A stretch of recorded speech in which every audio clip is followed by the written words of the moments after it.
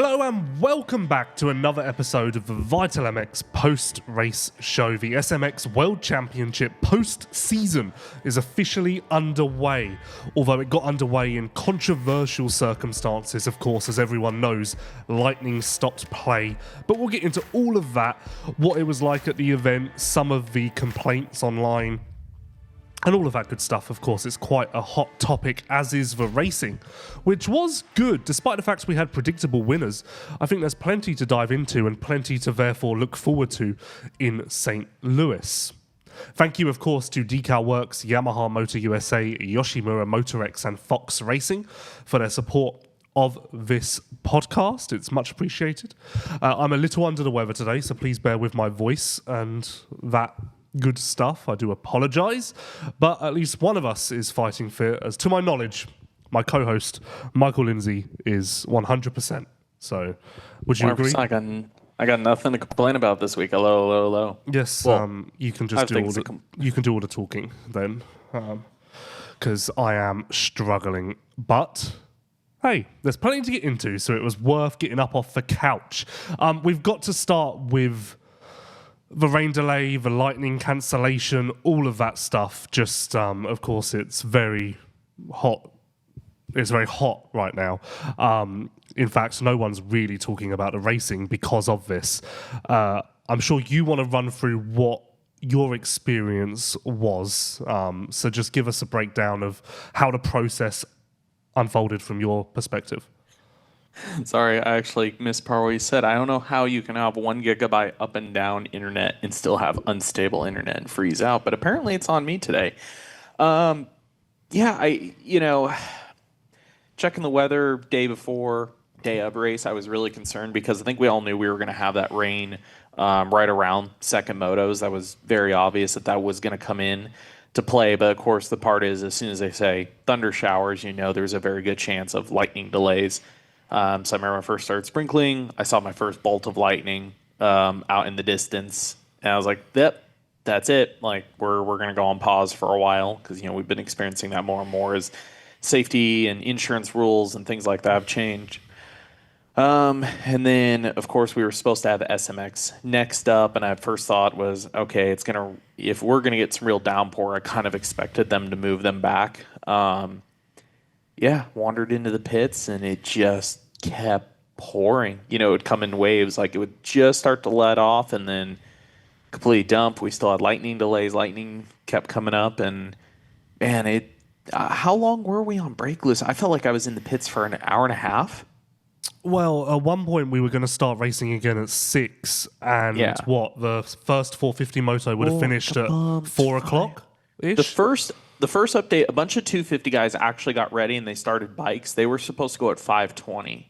And then while a bunch of the teams were starting to warm up and breaking clutches on bikes, a couple guys were zipping around. Then we had another lightning delay hit, and they bumped it to 6. And then, we kept getting the downpour. And then I started hearing, people are starting to discuss what does the rest of the day look like. And I kept hearing teams comment about, group text that was going on with a lot of the team managers, them basically saying, like, we need to make a decision, call it or don't. Like, we just need to get this over with. And then also listening to what got really interesting was hearing comments. There was Dirtworks staff I saw in the pits at different pits with maps trying to talk to riders about how the heck they were going to do the track, because we already know the motocross section was pretty saturated, pretty rutted. Add in that water, add in the low line sections that created a lot of those doubles. That whole area was a lake. So they knew they were going to have to basically cut that out, which in my head at first I was like, they'll cut out that section. But I kind of didn't think about the part that we have to cross over the barriers. So they were struggling with where they were going to do it. Like, I walked by one where they were almost considering, I can't remember where, like when you come from where you were at, Lewis, what is at the top of the drag strip, going down the far rhythm lane where we had a lot of those crashes, they were almost talking about, I think, turning back over where the start would come through at one point, because they were like, this is the easiest way to get guys turned around, because we can't take muddy dirt and build a section. Like, we can't build a crossover point. And then that was some other comments of like, hey, if we do this, it's going to take over half an hour just to get the track ready. We're getting into cutting the motos. It's getting dark. The lighting, you can run the drag racing night, but the lighting is not great in that venue for that kind of thing. Started hearing a lot of riders talk about wanting it called off no matter what. And I'm talking about the guys that were on the podium in the 450 class did not want to go racing, because a lot of comments about already kind of how sketchy the track was, some of the dissatisfaction in riders with the quality of the track we already had, then add in the weather. And there was definitely a few top names I heard that were like, I don't want to race. Like, I don't want to go out there. This is really a bad idea at this point. The rain wasn't actually that bad when we first went on delay. It was lightning delay first. We were initially going to go racing at like 5:20, and I think it was around that time the 250 riders were actually in staging or heading to staging. Yeah, and that's when they were all breaking in. Like I say, at that point, it wasn't actually raining that hard either. We hadn't had lightning for 20 minutes, and it was really quite okay. A rider messaged me and said, can you send me a video of the track just so if I know if I need roll-offs and like how muddy it is. And at that point, there wasn't standing water, there weren't puddles. And then in that same sort of 5 minutes, there was just a single bolt of lightning. And to me, that was a moment when I was like, yeah, we're fucked. Because it's not like it was a consistent lightning storm, but the stray bolts really just kept pushing us back to the point. And then in the window between 5:20 and 6 p.m. was when it really started to rain. Not that the rain was a reason that we cancelled or anything like that, but at that point, not only did we have lightning, the rain was horrid. Yeah, when we first went on break, we definitely had a lightning storm, like lightning bolts every 30 seconds to 1 minute in a bunch of different directions. That lasted, 10 minutes? And then, like I said, we had a nice long break. But I was looking at a couple of teams had weather radar up, of course. Concord being a little bit south of Charlotte and off the edge of the main town, there was definitely a huge cell going through Charlotte. Like there was heavy rain in Charlotte, and we were getting the skirting edge of that for the lightning storm. But then you could see on the radar, like you said, the whole part like, crap, we need to go racing at 5:20, because you could see the cell that was then going to hit us for the rain. And that's what we got. I mean, we had, when it started pouring, the entire pits was, a good 2 inches of water, completely flooded my shoes walking around the pits completely. It didn't, flood. Oh, the other thing that wasn't good, though, is also the intermittent wind that came in. We had it, of course, the wind that kind of brought the storm in that was towards the end of that 450 first moto that was throwing tough blocks all out throughout the motocross section and sending easy ups. That wind came in once or twice as well afterwards a little bit. Yeah, and the reason why there were so many complaints about the track wasn't necessarily the Super Motocross layout, the Super Motocross vibe of it. There was a horrific storm Thursday night. It was crazy rain. I haven't seen rain like that in a very long time. Whereas Foxborough was very much a steady stream of light rain. The storm that happened on Thursday night was just a torrential downpour. And obviously that just made the soil soft. And then at that point, the transitions and everything were kind of cooked because the dirt is just plonked on top of concrete, so the moisture isn't going to seep anywhere. No matter if it's ridiculously humid and hot, the moisture's just kind of there. And I think that was where the sketchy complaints came from, because we essentially had a traditional East Coast Supercross track in certain positions, but with a much higher speed. So hitting those transitions was a shock to the system for some. I think the softness played a part in it. I definitely heard a little bit of complaints out of people. Just, I think part of it is because of the material. The sections we saw fixed. A lot of guys complained about the quality of the double triple section from Friday, just the way it was built in general, the transition, everything. There was a bit of complaints about that. And then I definitely heard a lot of complaints about the rhythm lane, which very common in Charlotte last year too. You have a track that's very fast. It has a fairly serious outdoor section that's soft, so guys are trying to get away with softer settings. And then you have a fairly aggressive Supercross section, especially where like Juju's crash was, just guys kind of complaining about the usual, having to get over a 5 for a landing wasn't a popular choice from talking to people. But one of the things I heard Dirtworks mention outside of what we saw with the rain on Thursday was that dirt, if you looked, it was held in a pile off the end of the drag strip on the left-hand side. You could see where they dug it out. They've had rain in the area, period, the last couple weeks. They said when they started digging that stuff out to even put it on the track, earlier in the week, they said it was super, super soft and had a lot of trapped moisture in it. Like some of the bucket loads they'd pull out had water running out of it. So they were already dealing with saturated material even before the Thursday storm hit. So they were already kind of on the back foot with getting that dirt compact and being able to work with it. Overall, honestly, well, in a sense, one of the far corners in the outdoor section was so deep and rutted, it really was motocross. Yes. Like, a complaint of SMX has been that it's too supercrossy at points. Yeah. Obviously, we're heading into St. Louis, which will essentially be a supercross. And that was cool. Obviously, it was just a flat corner, a flat straightaway, so there was no risk as such. And it was cool to see guys really just struggling with a natural element. I liked that to a degree. Yeah, it just when you get closer to the start of the drag strip and you get into the tighter supercross sections, it just wasn't really an ideal combination. It really did just remind me of the man-made MXGP tracks. Like aside from the rhythm section, it was that. There's a reason why Gio was so good. Like. That's why I thought, honestly, like in most of the morning, just because the practice sessions on Friday are really short, I didn't really go out into the motocross section till earlier on to Saturday. Like Friday, like most guys, I was in more around the stands, getting lifestyle, getting the rhythm sections. When I went out there and just only watching that area and getting that vibe, I was literally like, I feel like I'm in an MXGP in a different country that they just put a motocross track in.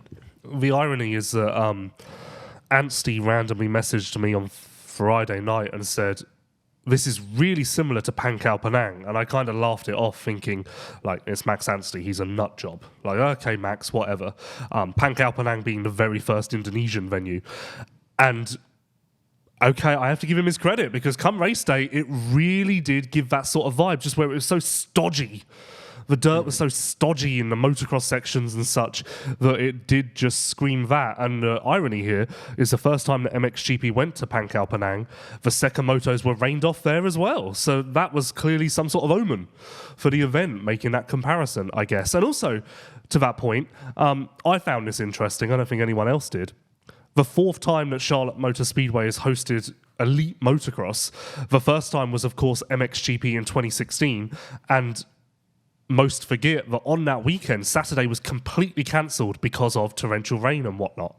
And the Saturday of MXGP in 2016 was September the 2nd. So it was very nearly the exactly same day. I don't know. I found that similarity quite funny, but not many other people did, which is a shame. So when I went to Feld and I spoke to them about venues and whatnot, they said they were very keen to cycle through different places. They never wanted SMX to become stuck as just going to the same venue for 10 years straight. Now we've done 3 years in Charlotte. It's very much become the staple on the SMX calendar. It was the inaugural event. It's opened the postseason all 3 years. Do you feel like we've kind of exhausted the venue now? Or are we happy to have Charlotte as the pinnacle or the poster child of SMX? I don't mind as a starting point. I mean, I have my gripes with the drag strip, using a 4Y drag strip, and I mean, part of it comes up to one of the reasons why a lot of riders told me they were scared to ride it muddy and slick is the chance of jumping off a rhythm lane and landing on a concrete barrier in the center is kind of high. There's certain aspects of it. I do think every year they get a little better. Like, I mean, still the biggest gripe is I think each year they've done it, the main rhythm section has maybe been a tick on the overkill side, especially for being the opening round into SMX.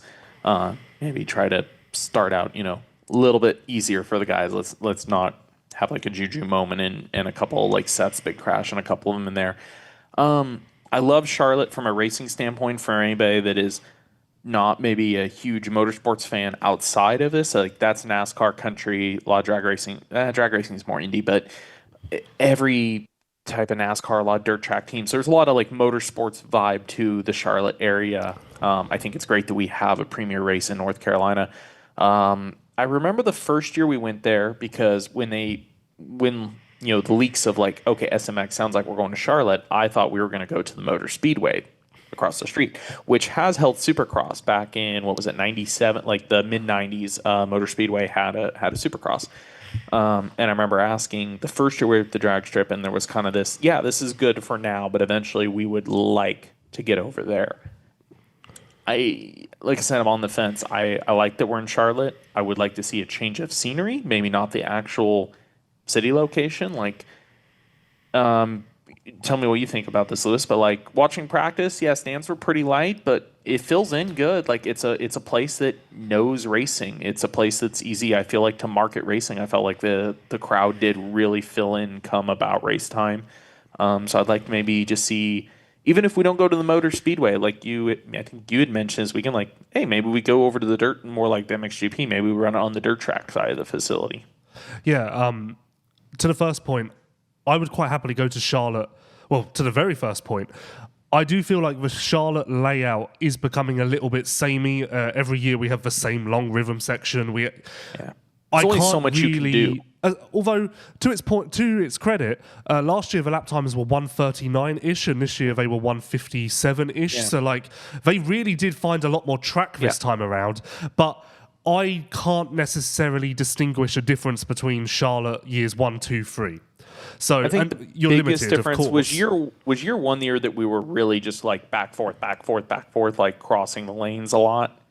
I think the first year we zigzagged a lot more, right? That's like the only distinguishing element I remember. But what I would like, and I don't know if it's possible, but my wish would be, yeah, sure, make Charlotte the opener for SMX each year, but 1 year dragway, next year dirt bowl, back to dragway, back to dirt bowl, then every year you're establishing a fan base, you're establishing some sort of consistency, but each year feels like an all new event, poses a new challenge, and people still say to this day that the Charlotte MXGP track was the best man-made example of a motocross track they've ever seen. So.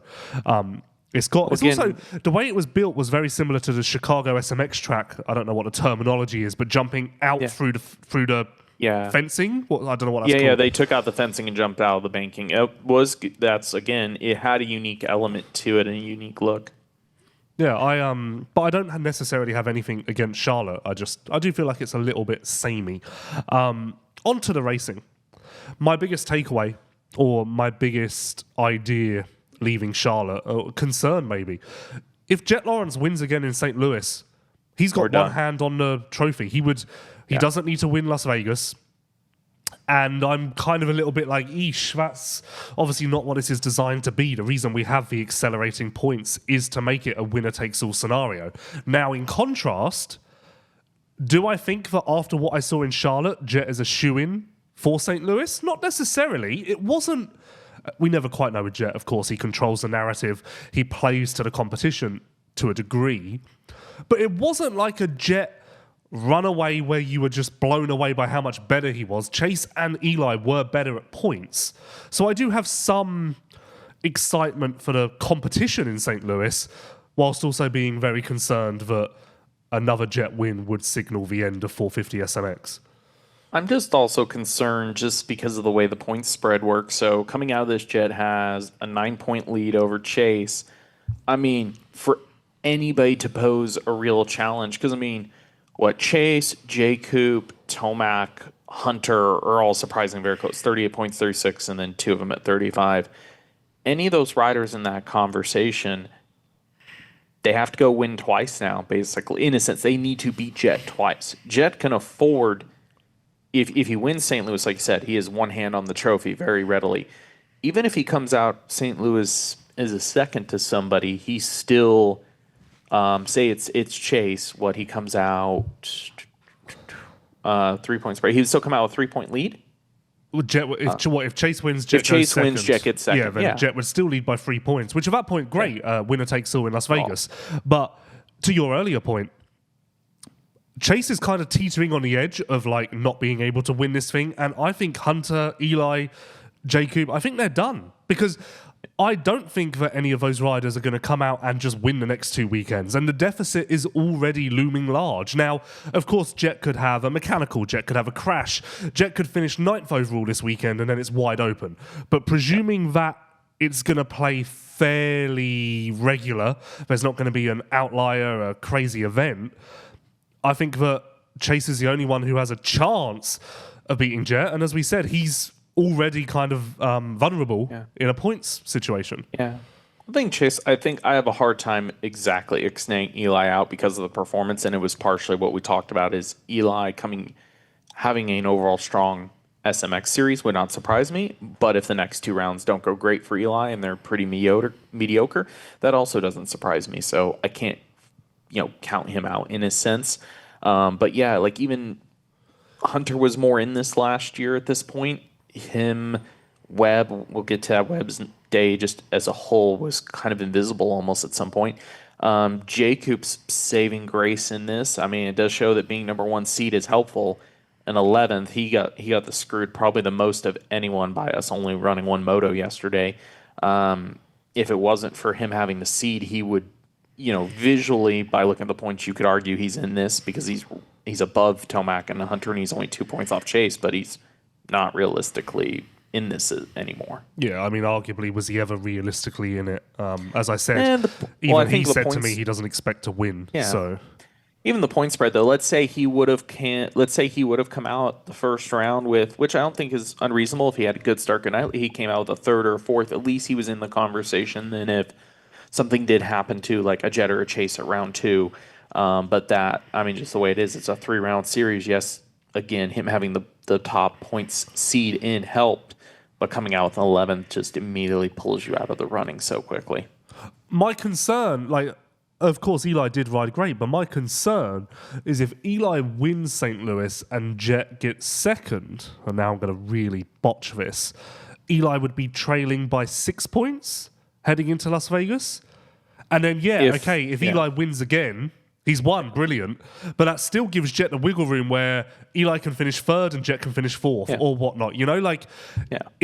It feels like Chase is, again, barring a mechanical for Jett, a crash, anything like that, it feels like Chase is the only one who can position it now. We're heading into the finals. He can go mano a mano with Jett. The rest of them, and all of this is a result of the seeding, as we said in the preview. This is the season where the seeding really looms large because giving Jett that early advantage sinks a lot of battleships, as we've seen. When you say that with Chase, though, are you just going off of what you feel like visual performances? Because we're talking about their actual points from the night. 1 point different on seed and 2 points different on the night. I'm just going purely off mathematics. Insert rider name here. They can be X and Y. Yeah. Because I mean, the reality. Just because of the double triple, though. I mean, Chase and Eli are not exactly the same situation, but they're both in it. You have to win both races. No, yeah, but barring an actual bad Jett performance. But if Chase wins and Jett gets 2nd in St. Louis, 3 points with the triple point format does mean that I think that Chase could finish 4th and Jett finishes 5th, and Chase can win. Yeah, but that's I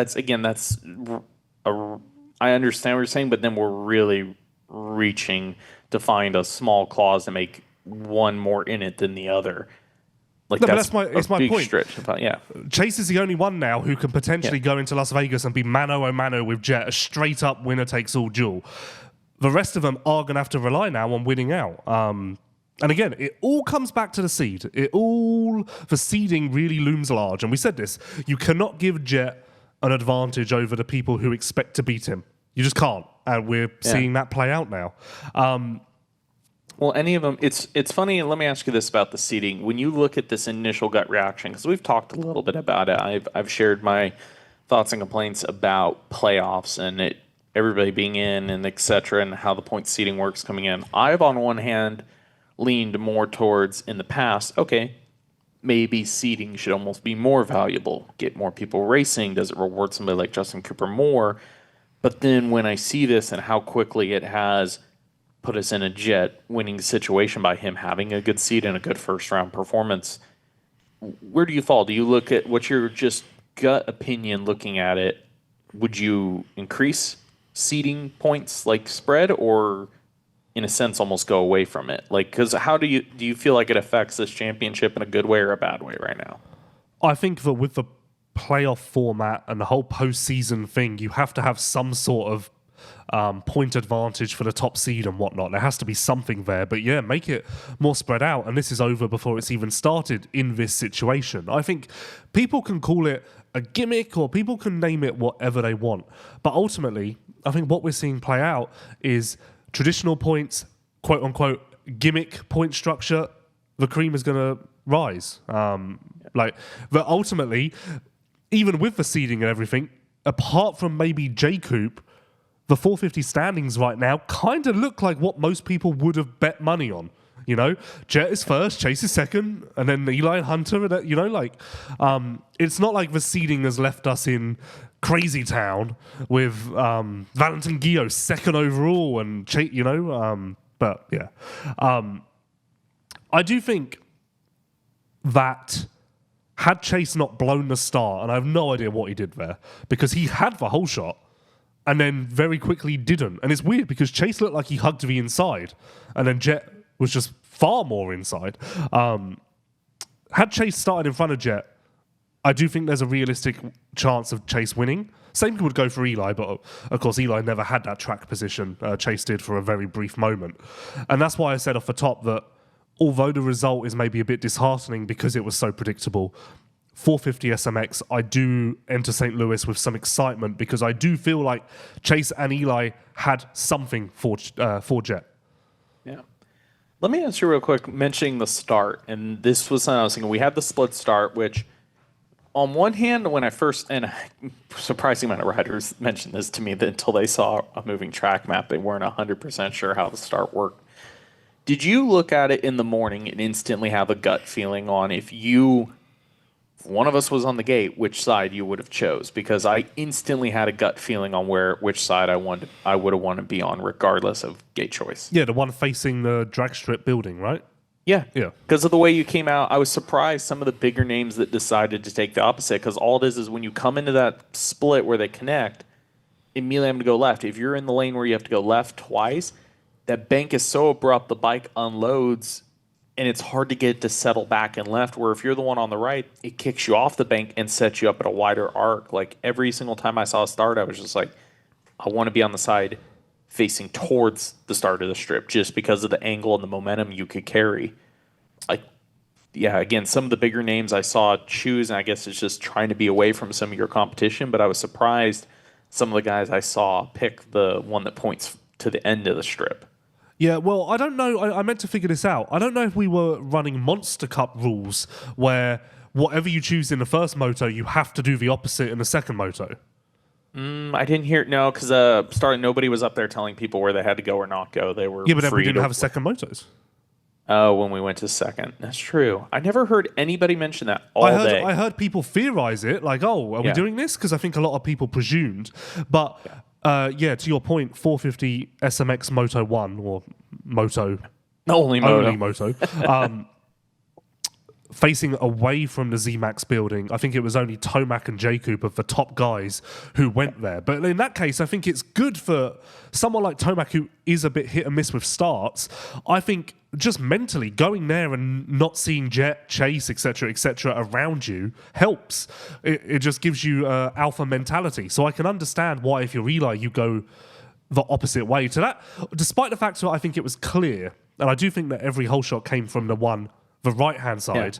I do think there's benefits to what Eli did, and I am surprised that Chase followed Jett and whatever else. Well, actually, I guess it would have been Jett following Chase. I can't remember the qualifying. I'll give you, this is nitty-gritty, I'll give you one other factor I noticed about the start. So naturally, 10 gates on each side. If you're a top player, you want to be towards the inside of your gates. If you were on the end facing at the end of the drag strip, you were always starting in a lane where traffic during the race was oncoming.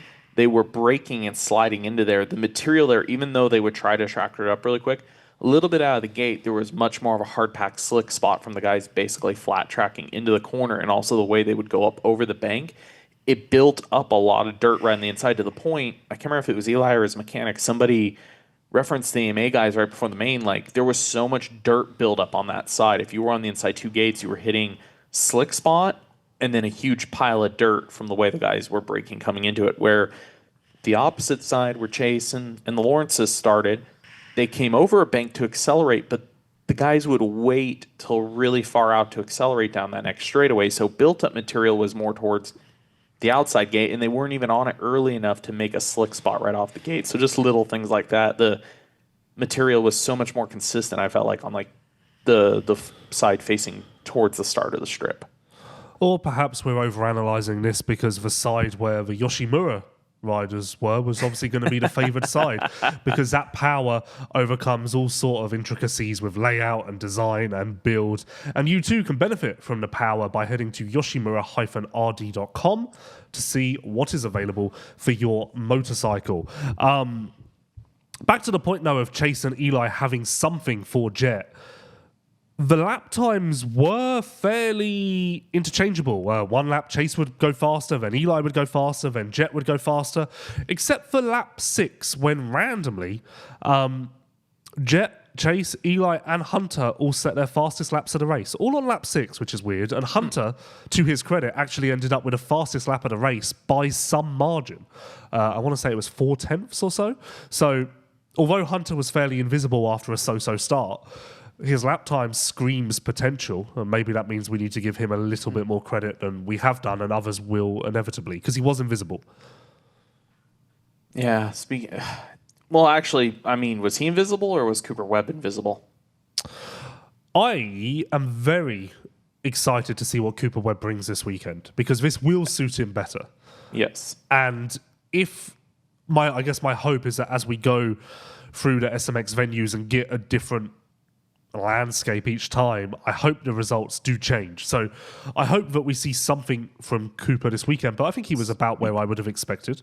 It was tough when I was doing, again, he is our current, our new Monster Energy Supercross champion from this year for 2025. So, I mean, there was hope on my end to have a little more performance. We are starting at Charlotte, which of the 3 rounds is probably going to be the most outdoor-esque because of material. So, and I'll admit it, like probably most people, hearing him mention the press conference, coming off the knee surgery less than 8 weeks ago, that's a little bit of a reminder, man. He is coming in with low prep.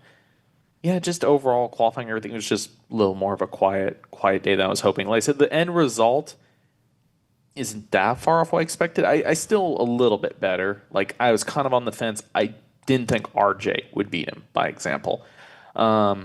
But yeah, a little flat.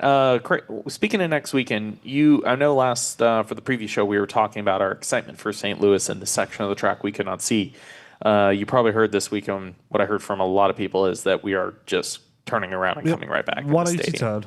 So, man, don't get me wrong, still excited for St. Louis, but that took it down a little bit of a notch for me. I'm curious what the lap times are going to be, because it's going to be quite a fast track. Like, if the track map holds up, there's not really a rhythm section. Like, they are going to be carrying some serious speed around that layout. Like, I'm curious how short the lap times are going to be, how quickly we get into back markers and all of that stuff. I think it's going to be a little bit chaotic, which, hey, maybe that's going to be good entertainment value, and maybe it does turn up the standings a little bit.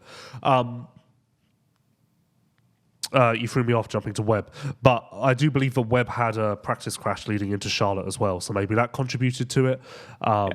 But then additionally, Webb's never really shined in SMX, so add that to the layoff, the missed time, the rust. Yeah, I don't know. I don't think Webb necessarily expected much more than what he did. To the contrary, I think RJ did surprise himself, because, as I've said multiple times, he downplayed his chances massively to me at Budds Creek. Yeah. And that was another maybe incredible's too far. That was another brilliant showing from RJ on a 450. Like, the momentum and the fanfare continues, because this is really quite exciting as 2026 Monster Energy Supercross looms. I keep going back to it because somebody was texting me last night and was asking another ex-pro was asking me something about team lineups for next year. And they were like, hey, is it for sure that Jordan Smith is racing 450 full next year? I'm like, yes, that's still the plan for him to race at Triumph. And there was a small joke about, oh, that might be a little scary. I'm like, I don't know. We all thought that, that RJ on a 450 potentially could be scary. Look how, because some RJ and Jordan somewhat similar in reputation. I'm like, maybe if Jordan is watching RJ right now, he is just waiting for that 450 chance next year, because RJ has been fantastic.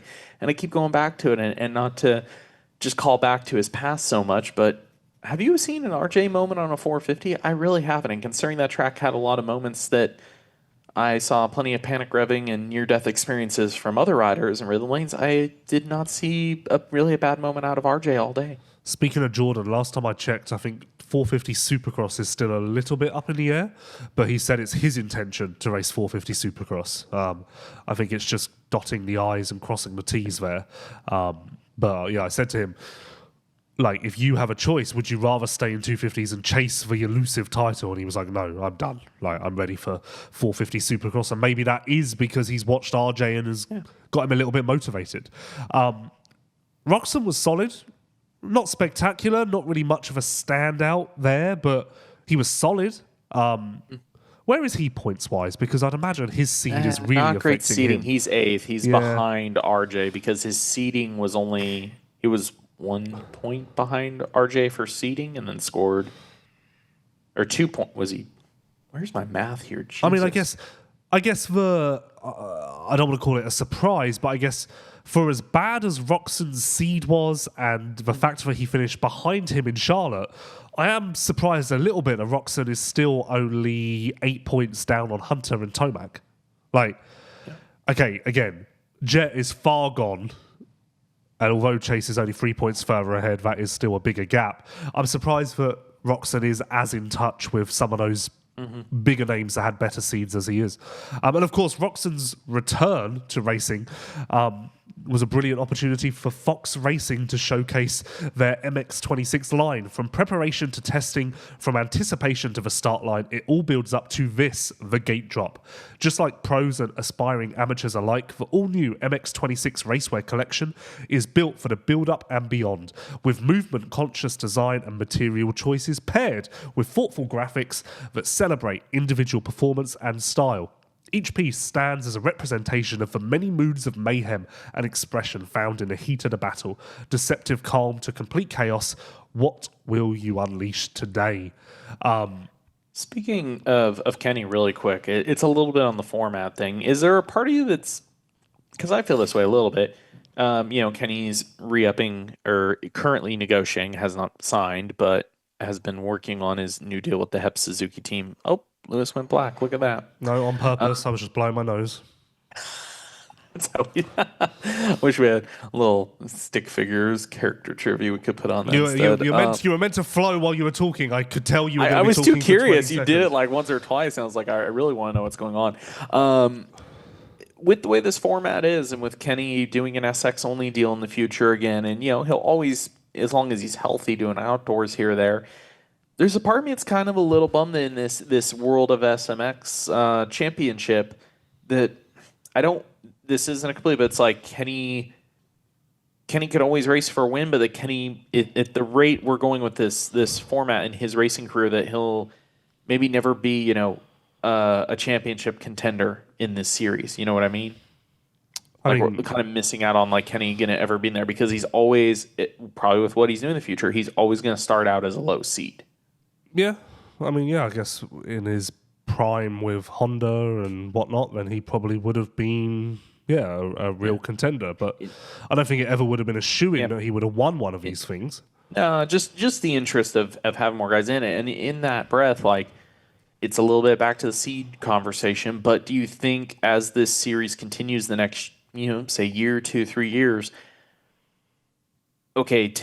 everybody deals with injuries. People have to take time off again. The only 2 people I think in this 450 field that raced every race, correct me if I'm wrong, was Justin Cooper and Malcolm Stewart, correct? Yep. And now we've lost Malcolm for 1 week. We lost Malcolm right at the beginning.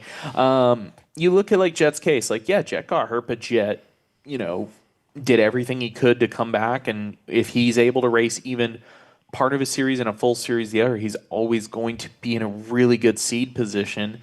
Does it start to... as you look forward, we talk about, we really don't start talking about the seeding until towards the end of Pro Motocross, and it's more about, is the Cody Shocks and the Guillots of the world going to make it in? But part of the conversation I look at now is as long as Jett is anywhere top 3, it's going to be very tough to beat him for one of these. Yes, but it's all circumstantial because if Jett was seeded in second this time, but if Chase hadn't gone out, then I think Chase was fairly safe to seed ahead of Jett, even if it was one position. Yeah. Webb was fairly locked into the top seed. So Jett may have seeded in third or fourth, but if Chase and Webb were ahead of him, then obviously, for instance, if Chase had seeded in second and Jett had seeded in third, which is what it kind of looked like it was going to be pre-Ironman, I don't know. I'm not going to do the math, but right now it would be very dicey and we kind of wouldn't be so doom and gloom about. I'll it only be 1 point. But what I'm saying with that is, I think, depending on these situations, this reveals more and more. If, depending on what happens with Chase and Eli and some of these guys the next couple of years, is the picture more painted by the time we get to the end of outdoors more than maybe we realize. Like, you end up in this situation where, okay, Jett seats himself in top 2 or 3, but something happens to a Chase or an Eli, which with, again, Eli, Father Time, just track record last few years. Webb and Roxon just never going to have big outdoor hauls. Well, Webb's never going to have a huge outdoor haul of points. Kenny's not going to do them. Like I said, unless, you have a year where Chase has just a full season all the way through toe-to-toe with Jett, like, you come in or the opposite. If Chase does have a huge full pull for the year and Jett misses one of the series, is the picture more painted coming into SMX than we would maybe care to admit? Yeah, sure.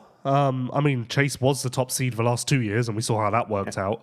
Roxon, I think, was second in SMX in the first year, and obviously he didn't race outdoors that year. So there are ways that it turns out differently. I just think this year it was, or again, we're talking like it's over, but I think this year it was very stacked up to be fairly predictable. But I don't think it solely relies on Jett's seed. It more relies on what the people do around him. Again, if Webb hadn't gone out of outdoors, he would have been ahead of Jett. If Chase hadn't crashed an Ironman, he would have been ahead of Jett. And that changes the conversation completely. It's not just Jett reliant. But anyway, Barsha was solid coming from the back, still hasn't signed for Ducati, although he's very far along with the Troy Lee team. It is fairly certain he's going to be there, but still hasn't put pen to paper. He said in our press day interview that he may end up on a Cove at this point, which I hope not. Him and Ferrandis have already rode the bike on Supercross, so I hope not. Cove would be welcome. I mean, although Barsha did just say he was like, the turquoise bike? What is that? So Cove needs to work on their branding a little bit to become a little more noticeable. Cove? Let's see here. As we said, Malcolm jarred his back on, I was going to say press day, but let's call it practice day, and couldn't race, didn't have the strength to compete on Saturday, but does plan on returning for St. Louis. So that'll be good. And with his strong seed, if he can be competitive in the next 2 weeks, he can still finish fairly good in the points and take home some nice money. J. Coop. I don't know where J. Coop crashed, but he was miles behind. Start. When you go over the very first bank corner, he, I think, got punted or something. He was down under his bike and with a tough block mixed in with the bike. So he must have caught the tough block, or somebody launched under him. They get the bike off of him, but then they can't help him further. He picks up the bike, and the bike is centered on top of a tough block, and then he gets on it and just starts doing the rocking back and forth, holding it wide open thing. So, I mean, by the time the bike was off him, he got off the tough block and got going, he was at least 20, 30 seconds off the back of the pack. Yeah, not ideal. But as no I said, man's land. I don't know if he ever had aspirations of winning this thing. Guillaume was very good. Far surprised me. Honestly, in free practice, he did look a little bit shaky.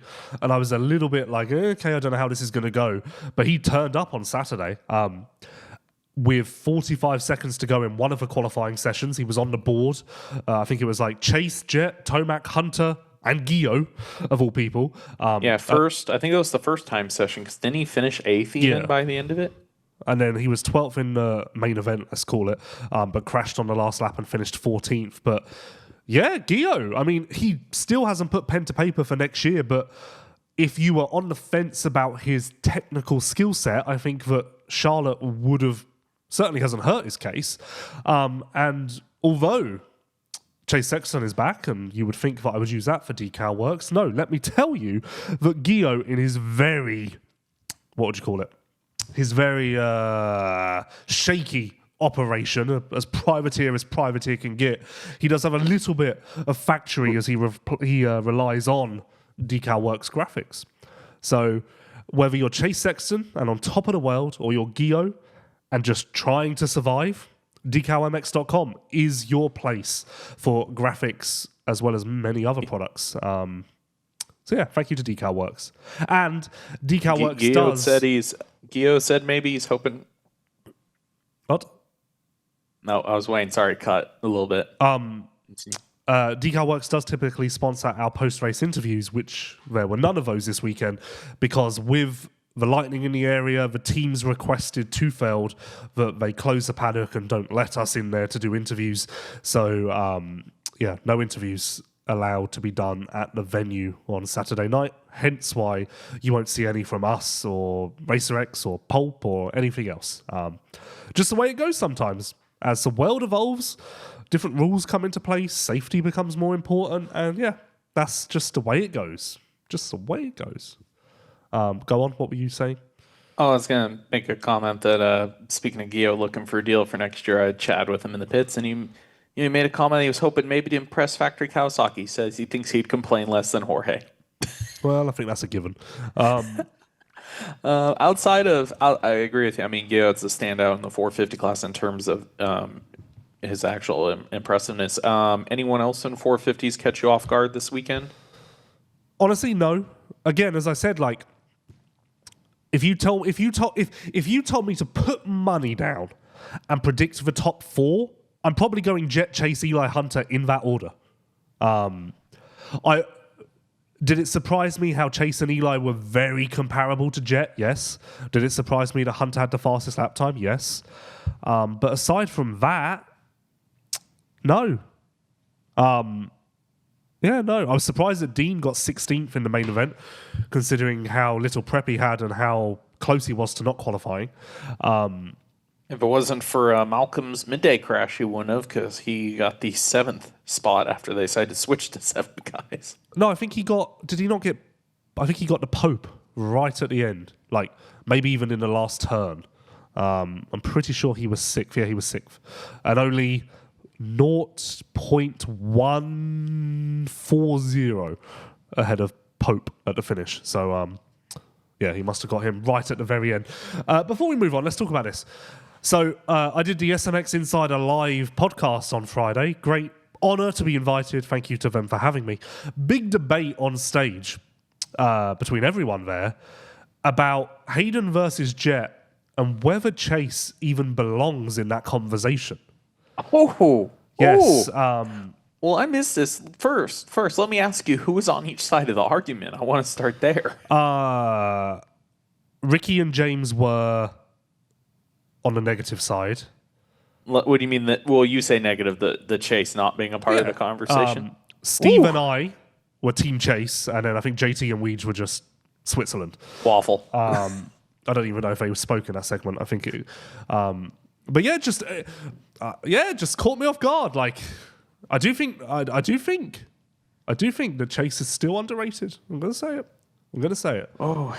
Are Ricky and James seeing a flashback? They're feeling the Reed era where they raced all 3 of them for a year or 2 and then felt like they departed him. Jeez, are they playing their own? It was just an interesting conversation, and you can find that on YouTube as well if you want to rewatch that hour-long show. Give me, because we don't have a ton to talk about either in 250s once we get past the top couple. Give me a Cliff Note version. What was the argument? It wasn't really an argument. It was more, everyone was talking about Jett and Deegan and how like it's going to be the great rivalry. And then I think Steve said, yeah, but Chase will get in there. And then Ricky and James just kind of stared into space, and everyone was like, okay. Okay. Oh. And then Ricky said, Lewis, I want your thoughts on this, because obviously Ricky knows that me and Chase are tight. He was like, why do you think it's going to be better on Kawasaki? And I was really put on the spot. I wasn't prepared to do a whole speech. How was it? How was your speech? I don't know. I was caught. I mean, it's quite hard to argue against Ricky Carmichael and James Stewart in any scenario, whether it's about what burger to order or about Chase Sexton's title chances. What was shakier, your speech or Guillaume in first practice? No, I just said I think you got to follow your gut. Like whether it's right or wrong, Chase believes the move is going to help him, and at that point, if you're that convinced, similar to Prado, I guess, if you're that convinced or you need something else, it can't hurt. And then they said, yes, but that was the case when he left Honda. And I said, yes, okay. Admittedly, I think he's come to regret that. But, yeah, interesting little... that was probably the highlight from the show, I would say. Or not the highlight, but the most controversial moment. Chase Sexton does use Motorex. Motorex, known for high-quality engine oils, also has an entire line of clean care and lube products to keep your bike running strong and looking great. Maintenance made easy with race-proven Motorex clean care and lube products. Final point on 450s. I will, Chase did say, you forget. Chase was like, yeah, I felt rustier than I expected. And I was like, oh, yeah, you are coming off time off. You do forget the different storylines of each rider, you know? You kind of just presume it's round one, so here we go. And then once you kind of remember or someone says something that jogs your memory, you're like, oh yeah, you're dealing with that, and you're coming off that, and you're coming in with that, and yeah. But anyway, on to 250s. Would Joe Shimoda have won had he not crashed? I think that's a looming question.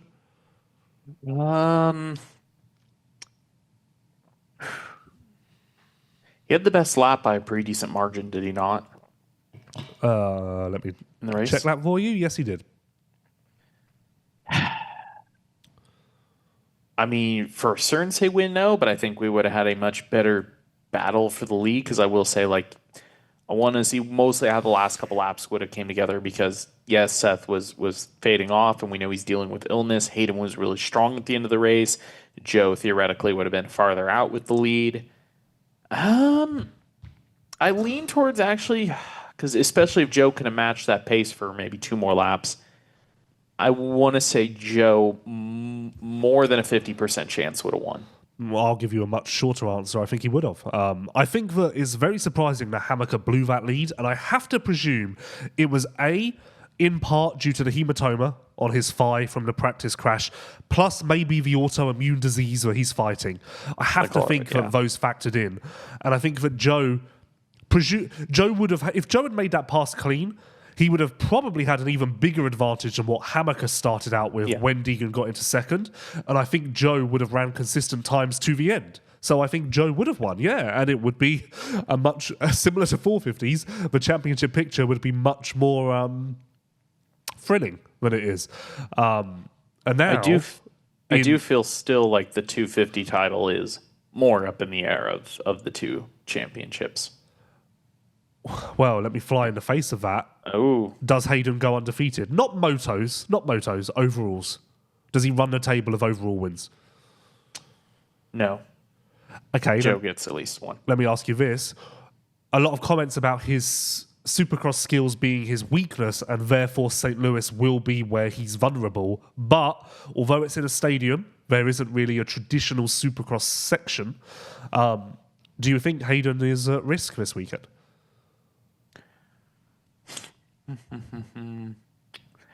I would think more so than Vegas, and also if you're in Joe's position, you're in a you need to win St. Louis position. So yes, Haiden is more vulnerable based off the fact that it is a little bit more of a Supercross setting. Number 1, number 2, that your competition, in the sake of Joe, basically is an I need to win situation to carry this. So yes, he is more vulnerable at St. Louis. I think we also need to dive into St. Louis is going to be a very traditional Supercross start. I think we need to dive into start statistics and stuff, because again, the track looks like it's going to race very fast. And if it's really as fast as I'm picturing in my head, that means there's not really going to be room for passes unless someone makes a mistake. So starts could be especially critical. Those haven't always been Hayden's forte. And similar in 450s, still to this day, I think Jett and Hunter struggle more so when there's less grip, less soil to dig into. So depending on how it's prepped, depending how it's built, I could see Haiden and Jett and Hunter by by association, struggling out of the gate this weekend, which could open us up to a more exciting championship. So I think that's probably my main narrative heading in. I think that's what I'm focusing on, is just who will get out the gate. And actually, speaking of starts, I said this to Anstey. I said, you're kind of fucked, because in my opinion, as a dumbass, the best week to come out of the LCQ or the wildcard race was Charlotte, because yes, you have the outside gate pick, but your outside gate pick is gate 10, whereas in St. Louis, you're going to be gate 18, far outside. And he said no, because for whatever reason, he said that it was so tight in the split lanes that there wasn't really much room to maneuver, and you did just get pushed wide if you're on the outside, no matter how many people were there. Whereas the St. Louis start, there'll be more room to move around and sweep across and maybe cut under.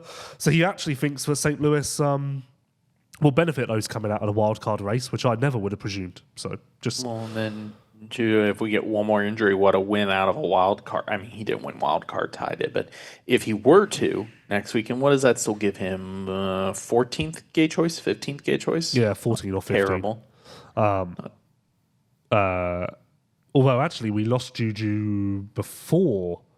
Yeah, we lost Juju before, because we were supposed to only take 6 out of each wild card, and we lost Malcolm and Juju before wild card races, so we went to 7 and 7 each. Yeah.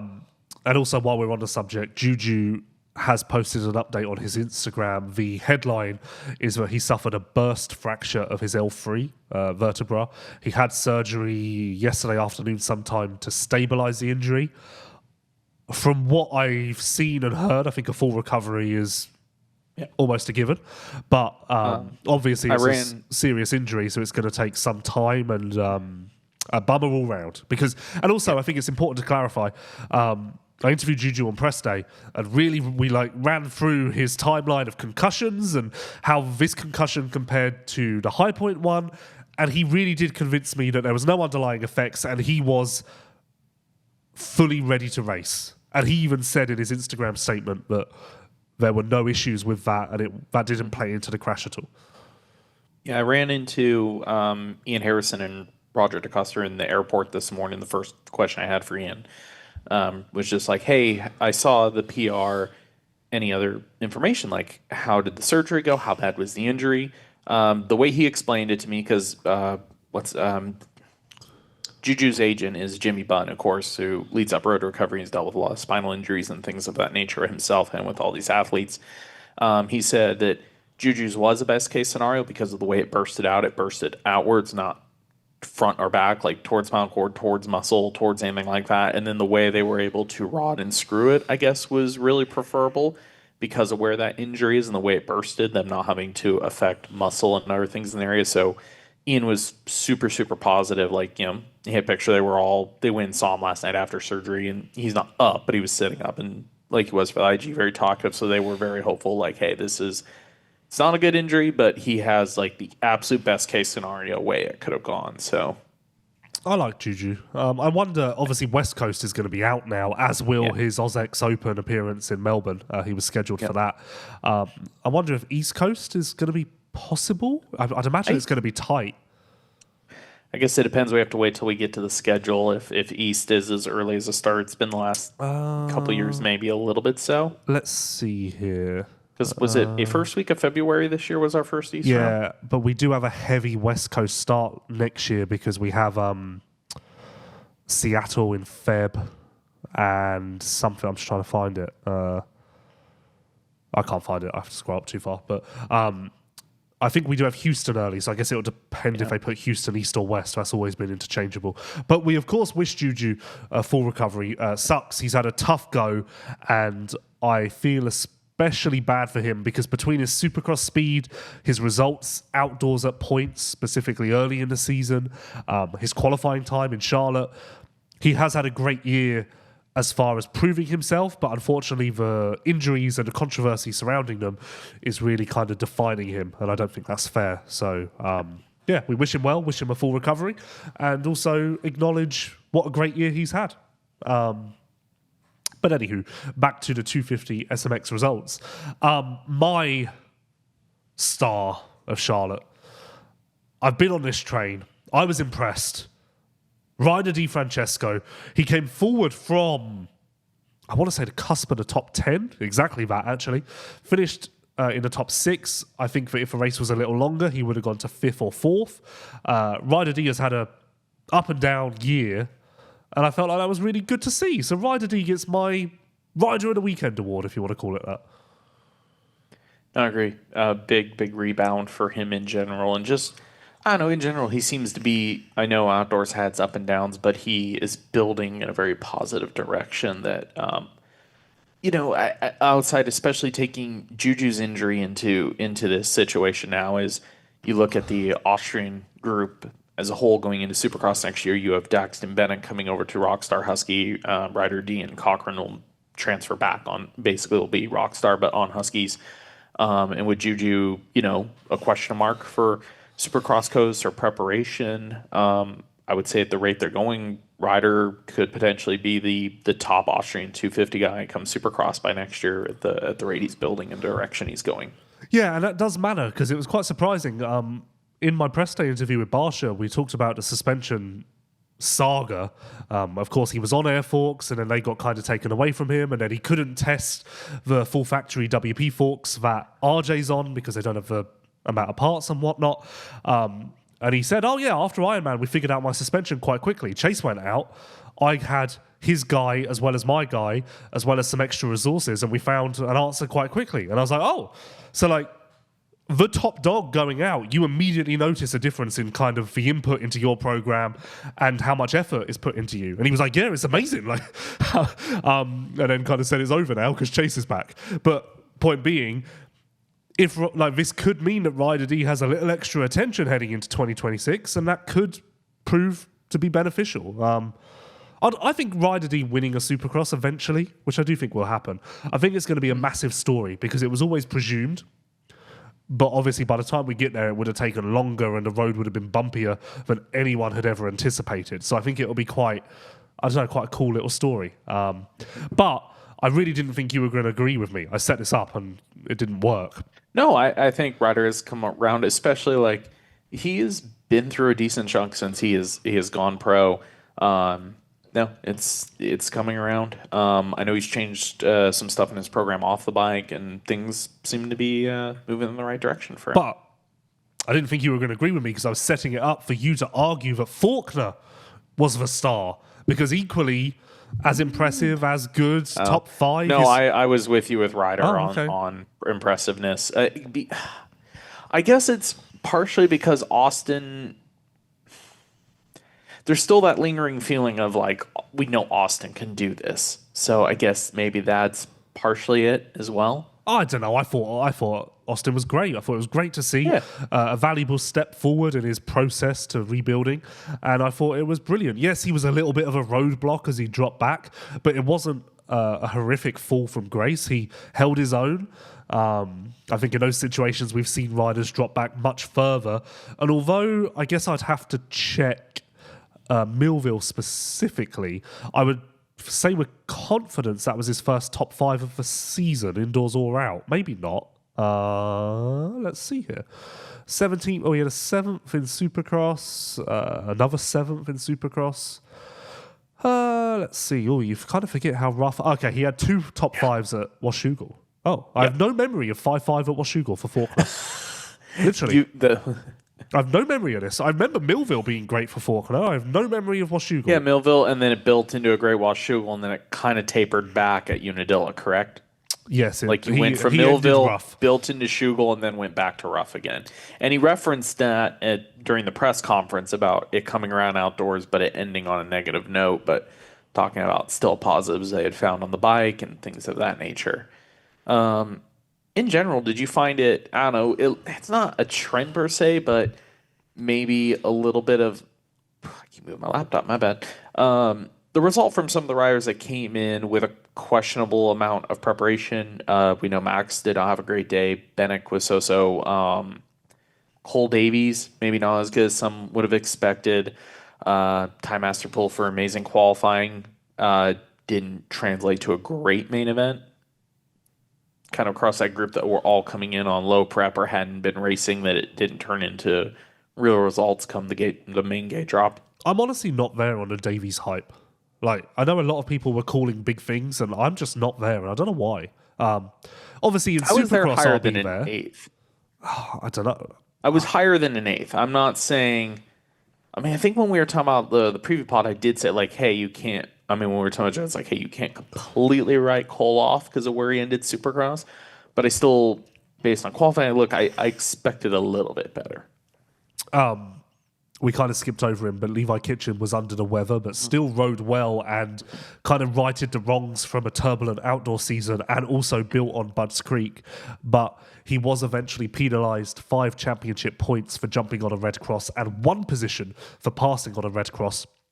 Likewise, Hammaker was penalised 5 points for jumping on a red cross as well. The red cross was out for Garrett Marchbanks, so that whole situation just obliterated the entire pro circuit team.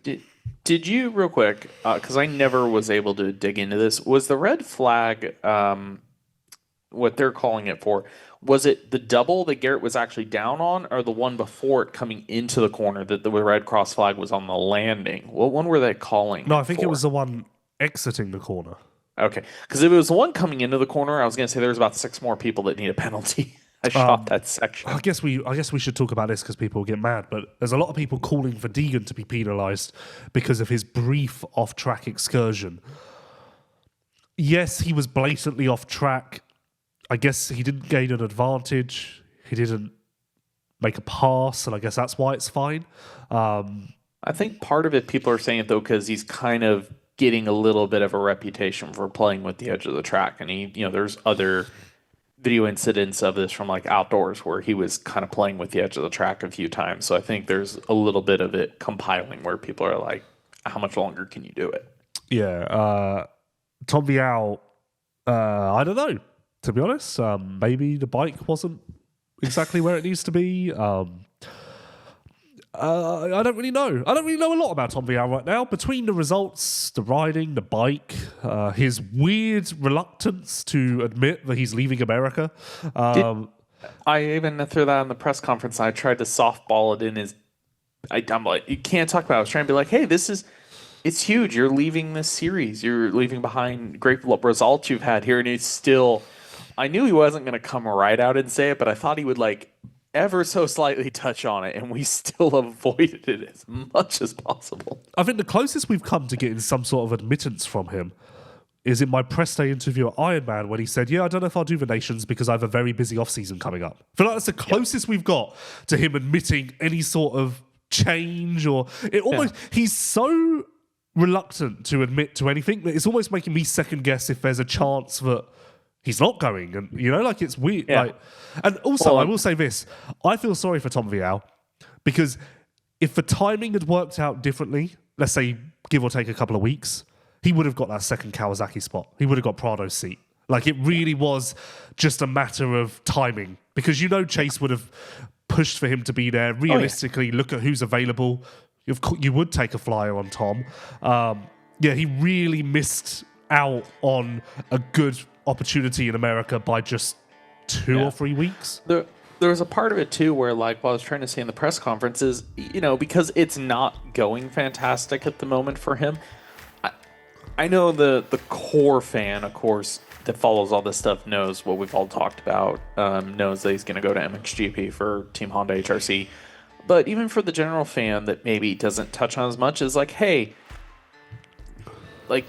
Tom has done a lot of good here in the short amount of time he's been here and has great results. It would be nice to be able to touch on the subject just for the sake of being able to recognize what he's accomplished in the short time he's been here. The fact that he's taking the chance to go back, and the fact that, in talking to people privately around him, he also would like to come back here again. I would love for him to publicly, I know he can't come out and be like, I'm a member of this team, but it's not out of the question to be like, yeah, I'm departing America. I will be racing in GPs, and I'm hoping to come back and people to recognize what it is that he's doing. It's pretty gnarly that he made the jump to come here, that he's going to go back, and that he still wants to come here again. From a narrative standpoint, I wish he was a little more open about it just so everybody could appreciate more of what he's doing. I'll try and get it out of him this weekend. I will try to interview him on press day, and I will try to foreshadow it by saying to him before the interview, let's talk about this. How do you want to talk about it? Because I don't know what we're doing. We're dancing, and it's all very bizarre. Yeah. I want to give Nate Thrasher some kudos because, like, Thrasher is very up and down. Sometimes the results are very subpar, but a solid ninth, and he kind of was just there. Like, there was no moment in the day where you noticed him, but I want to give him props just purely for being consistent. And you know what? What a great opportunity to discuss Yamaha Motor USA, who not only won the 250 SMX main event, if we'll call it that. They also had Cole Davies in 8th, Nate Thrasher in 9th, and then they dominated the 12 to 15 range with Voland, Anstey, Schwartz, and Bennick. Parker Ross and Henry Miller in the top 22 as well. And then, of course, in 450s, Eli Tomac was 3rd, Cooper Webb 7th, Justin Cooper 11th, Gio 14th, proving that it's not just a factory YZ 450F that works, it's also the privateer package. Yeah, a solid weekend for Yamaha across the board. And on that note, anything else to cover? I don't feel like it with 250s at the moment. I don't exactly know what's up with Marchbanks yet, but I believe although he may not finish the season, I don't think there's anything serious going on there, but we'll wait for an update. I guess sucks for somebody that had such a. I mean, he's got the deal for next year, but the high of just having such a solid season, and I caught the end of it. It seemed like one of the weirder crashes. I think the double intercore. He went off track and tried to get back on the jump on the face and cart was something weird. It wasn't just he cased a jump and crash. It was a very weird instance of getting off to the side of the track, and he was trying so hard to get back on without losing momentum that it just went super south. Yeah. Well, I think that's us done. Thank you to DeCal Works, Yamaha Motor USA, Yoshimura, Motorex, and Fox Racing for all of their support of the Vital MX post-race show. Again, no interviews this weekend purely because that was the ruling from the powers that be. And everyone was happy to follow along because obviously there was a lot at play in that moment. But we'll be back to regularly scheduled programming this weekend in St. Louis. It should be a very different event. Thank you for watching and listening. Once again, apologies for my bunged up voice. Hopefully it wasn't too annoying. Although I'm sure that you'll let me know in the comments. We will see you in 7 days' time to discuss the second SMX playoff. Double points in St. Louis. We'll see you then.